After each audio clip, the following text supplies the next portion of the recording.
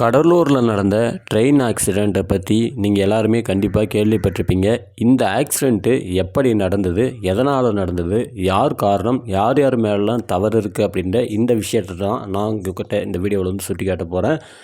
என்ன நடந்தது அப்படின்னு பார்த்தோம் அப்படின்னா, ஜூலை 8ஆம் தேதி காலையில் 7:45 இந்த ஒரு நேரத்துக்கு கடலூர் மாவட்டத்தில் இருக்கக்கூடிய செம்மாண்டகுப்பம் அப்படின்ற அந்த ரயில்வே கிராசிங்கில் அந்த இடத்துல என்ன ஆகுது அப்படின்னா, அந்த ரயில்வே கிராசிங்கில் இருக்கக்கூடிய அந்த தடுப்புகள் வந்து மூடப்படலை. ஸோ தடுப்புகள் வந்து ரயில்வே கேட் வந்து மூடப்படாதனால அந்த வழியாக வந்த ஒரு ப்ரைவேட் ஸ்கூல் பஸ் என்ன பண்ணியிருக்கு அப்படின்னா, நேராக ரயில்வே கிராசிங்கை வந்து கிராஸ் பண்ணியிருக்கு.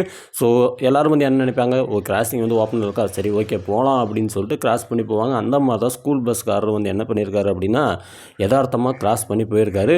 இதில் ஒரு ட்விஸ்ட் என்ன அப்படின்னா, ரயில் வரும்போது எப்பயுமே வந்து ஒரு ஹார்ன் அடிப்பாங்க. அந்த கிராசிங் கிட்ட வரும்போது ஒரு ஹார்ன் ஒன்று போடுவாங்க. அந்த ஹார்ன் எதுவுமே வந்து கிடையாது. ஸோ இப்படி இருக்கும்போது அந்த பஸ் வந்து கிராஸ் பண்ணிருக்கு.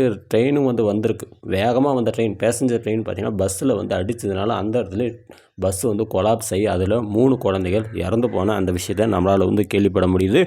ஸோ இந்த விபத்தை பொறுத்த வரைக்கும் யாரெல்லாம் தப்பு இருக்குது அப்படின்னா, ஒரு முக்கியமான ஒரு ஆள் யார் அப்படின்னா, அங்கே இருக்கக்கூடிய அந்த டோல்கேட்டுக்கு இருக்கக்கூடிய அந்த கீப்பர். ஸோ அந்த கீப்பர் வந்து என்ன பண்ணார் அப்படின்னா, அவர் வந்து ப்ராப்பராக வந்து ஒர்க் பண்ண கிடையாது. காலையில் 6 மணிக்கு ஒரு ட்ரெயின் வருமா, அதே மாதிரி 7 மணிக்கு மேலே ஒரு ட்ரெயின் வருமா. ஸோ இந்த நேரத்தில் இவர் வந்து என்ன பண்ணணும் அப்படின்னா, ப்ராப்பராக எழுந்து இவர் வந்து அந்த கிராசிங்கை வந்து க்ளோஸ் பண்ணணும். அந்த கிராசிங்கை வந்து ப்ராப்பராக வந்து க்ளோஸ் பண்ணணும். அவர் வந்து என்ன பண்ணார் அப்படின்னா, அது 2மே வந்து பண்ண கிடையாது. காலையிலையும் வந்து க்ளோஸ் பண்ண கிடையாது. அதேமாதிரி அந்த 7 மணிக்கு 7:15 to 7:30 சொல்கிறாங்க. ஸோ அந்த டைமிங்கில் வரக்கூடிய அந்த ட்ரெயினுக்கும் அந்த க்ளோசிங் அப்படின்றது இவர் வந்து ப்ராப்பராக பண்ண கிடையாது. அந்த நேரத்தில் பார்த்திங்கன்னா இவர் வந்து தூங்கிட்டு இருந்திருக்காரு. ஸோ இந்த சம்பவம் நடக்கும்போது கூட இவர் வந்து என்ன பண்ணியிருந்தார் அப்படின்னா, இவர் வந்து ஒரு வட இந்தியாவை சேர்ந்த ஆள் தான். இவர் வந்து என்ன பண்ணார் அப்படின்னா, அழகாக பார்த்திங்கன்னா ரூமில் வந்து தூங்கிட்டு இருந்திருக்காரு. ஸோ அவங்களும் பார்த்திங்கன்னா எதர்ச்சியாக வந்து கிராஸ் பண்ணி இந்த விபத்தை வந்து ஆயிருக்கு. ஸோ இப்படி இருக்கும்போது முதல் தவறு அப்படின்னு பார்த்தோம் அப்படின்னா யார் மேலே அப்படின்னா, அந்த ஊழியர் மேலே தான் முதல் தவறு இருக்குது. அடுத்து 2வது தவறு என்ன அப்படின்னு பார்த்தோம், யார் மேலே இருக்குது அப்படின்னு பார்த்தோம் அப்படின்னா, அந்த ட்ரெயினை ஓட்டி வந்து அந்த டிரைவர் இருக்கார்ல, ஸோ அவர் மேலே ஒரு தவறு இருக்குது. என்ன தவறு அப்படின்னு பார்த்தோம் அப்படின்னா, இந்த தவறை வந்து கண்டிப்பாக அவர் பண்ணியிருக்காரு. ஸோ ட்ரெயின் மேலேயும் தவறு இருக்குது, அந்த ட்ரெயினை ஓட்டி வந்து அந்த ஓட்டுநர் மேலேயும் தவறு இருக்கக்கூடிய அந்த விஷயத்தை நம்மளால் வந்து பார்க்க முடியுது. அவரை மேலே என்னடா தப்பு அப்படின்னா, ஒரு கிராசிங் இருக்குது அப்படின்னா, கிராசிங்கை வந்து கிராஸ் பண்ண போகிறோம் அப்படின்னா 1 கிலோமீட்டருக்கு முன்னாடி வந்து ஒரு ஹார்னை வந்து ப்ராப்பராக வந்து அடிக்கணும். அந்த ஹாரன் அப்படின்ற அந்த ஒரு விஷயத்தை பார்த்தீங்கன்னா அவர் வந்து பண்ண கிடையாது. இன்னொரு விஷயம் என்ன அப்படின்னா, இந்த கிராசிங் இருக்குல்ல, ஸோ இந்த கிராசிங்கெலாம் வந்து க்ளோஸ் ஆகிருக்கு அப்படின்னு சொல்லிட்டு ஃபஸ்ட்டு இந்த கிராசிங்கிலிருந்து ஒரு சிக்னல் பார்த்திங்கன்னா ட்ரெயினுக்கு வந்து வரணும். ஸோ அந்த சிக்னல் வந்தால் மட்டும்தான் அந்த ட்ரெயினுடைய பைலட் வந்து என்ன பண்ணணும் அப்படின்னா, அந்த கிராசிங்கே வந்து கிராஸ் பண்ணணும். ஒருவேளை நம்மளுக்கு அந்த கிராசிங்லேருந்து சிக்னல் வரல, கேட் வந்து மூடப்படலை அப்படின்னா, அந்த ஒரு சிக்னல் வந்து வரலை அப்படின்னா, அந்த ட்ரெயினை அந்த இடத்துலேயே வந்து நிறுத்திடணும். அதை கிராசிங்க்கு முன்னாடி கொஞ்சம் முன்னாடியே வந்து நிறுத்தி அந்த பைலட் பார்த்திங்கன்னா கம்ப்ளைண்ட் பண்ணணும். இந்த மாதிரி என்னென்னு தெரியல, அங்கேருந்து எந்த சிக்னலுமே வந்து வரல அப்படின்னு சொல்லிட்டு அவர் கம்ப்ளைண்ட் பண்ணிவிட்டு அதுக்கப்புறமா அந்த ஊழியர் மேலே நடவடிக்கை எடுக்கணும். இல்லை ஏதாவது ஏதாவது பிரச்சனை இருக்குமோ, அந்த ஊழியருக்கு ஏதாவது ஹார்ட் அட்டாக் அந்த மாதிரி ஏதாவது ஆயிருக்குமோ, ஏதோ ஒரு பிரச்சனை இருக்கும், அதனால தான் வந்து இவர் வந்து கிராசிங் மேலே என்ன ஏதுன்னு பார்க்கலாம், இல்லை வேறு ஏதாவது ஒரு இன்சிடென்ட் நடந்திருக்கலாம் அப்படின்னு சொல்லிட்டு அந்த பைலட் என்ன பண்ணியிருக்கோம், அந்த ட்ரெயினை ஓட்டி வரக்கூடிய அந்த டிரைவர், அந்த பைலட் வந்து என்ன பண்ணியிருக்கோம் அப்படின்னா, ட்ரெயினை அங்கேயே வந்து நிறுத்தி அந்த கம்யூனிகேஷன் ஏன் வரல, அந்த சிக்னல் வந்து ஏன் வரல, ஏன் வந்து லாஸ்ட் ஆச்சு அப்படின்னு சொல்லிட்டு அவர் ப்ராப்பராக கம்யூனிகேஷன் கொடுத்து அந்த உள்ளே இருக்கக்கூடிய அந்த நபருக்கு, அந்த ஊழியருக்கு என்ன ஆச்சுன்னு சொல்லிட்டு பார்த்துட்டு தான் அதுக்கப்புறமா அந்த இடத்துல அந்த பிரச்சனையை சால்வ் பண்ணிட்டு தான் அங்கேருந்து ட்ரெயினையே வந்து மூவ் பண்ணியிருக்கணும். அந்த ஊழியர் வந்து ப்ராப்பராக ஒன்றும் ஹார்னும் வந்து பண்ண கிடையாது.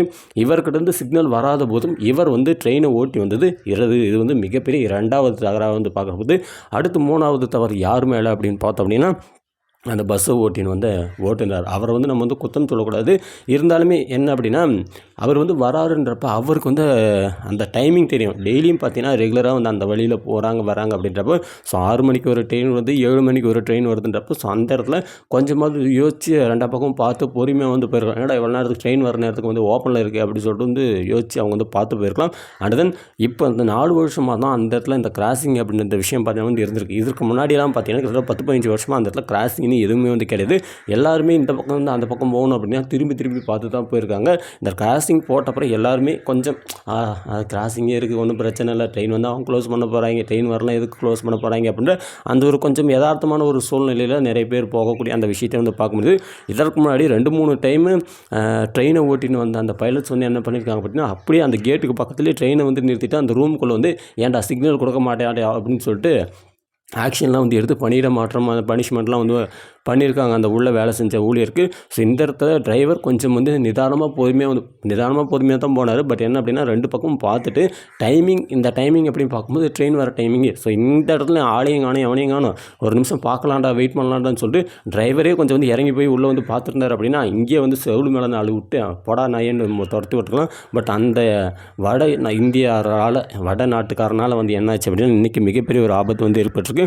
அதில் ஒரு விஷயம் வந்து நம்மளால் வந்து பார்க்க முடியுது, எல்லா இடத்துலையும் வட இந்தியாக்காரன், இந்த கேட்டில் கூட வட இந்தியாக்காரன். ஏன்னா தமிழ்நாட்டில் இருக்கிற கேட்டுக்கு தமிழ்லேயும் அவனை வரணும் வந்து போட்டால் உங்களுக்கு இடம் குறைச்சல் அப்படின்ற மாதிரி தான் எனக்கு வந்து கேட்க தோணுது. உங்களுக்கு என்ன தோணுது அப்படின்றத மறக்காமல் கமெண்டில் போடுங்க. நன்றிகள்.